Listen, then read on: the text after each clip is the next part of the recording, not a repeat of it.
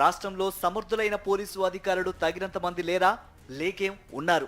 అసలు విషయం ఏమిటంటే అందుబాటులో ఉన్న పోలీసు అధికారులను ప్రభుత్వం సద్వినియోగం చేసుకోకపోవడం. ఎందుకంటే అధికారులపై రెడ్ బుక్ కక్ష. సీనియర్ ఐపీఎస్ల నుంచి కింది స్థాయి సిబ్బంది వరకు అనేక మందిపై రెడ్ బుక్ కక్ష. డజన్ల కొద్ది అధికారులను వెయిటింగ్లో, వేకెన్సీ రిజర్వ్లోనో లేదంటే సస్పెన్షన్లోనో పెట్టేసి ప్రభుత్వం పోలీసు వ్యవస్థనే నిర్వీర్యం చేసేస్తోంది.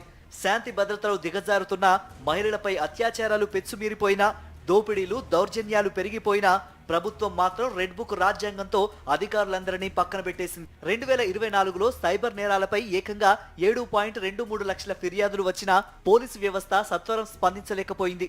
దాంతో సైబర్ ముఠాలు సామాన్యుల నుంచి ఏకంగా 1229 కోట్ల రూపాయలు కొల్లగొట్టాయి. రాష్ట్రంలో 17,282 దోపిడీలు, దొంగతనాలు జరిగినా ఆ కేసులను పోలీసు శాఖ ఛేదించలేకపోతోంది. రోడ్డు ప్రమాదాలు భారీగా పెరుగుతున్నా రహదారి భద్రతకు తగినంత మంది పోలీసులను వినియోగించుకోలేకపోతోంది.